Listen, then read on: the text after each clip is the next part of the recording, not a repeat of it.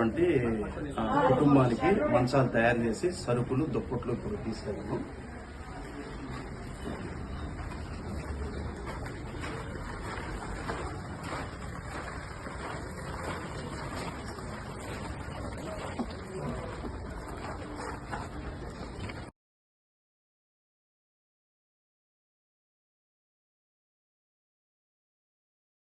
మీరేనండి ఈ ఇంట్లో ఉంటారు. ఇదంతా కూడా చెత్త చెదారు ఇదంతా ఉంది.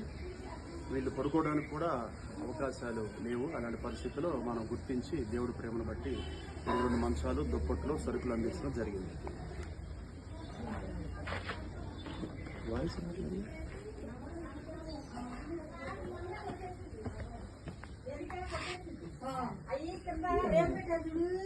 అక్కడ గుంట్లో పడుకుంటున్నావా?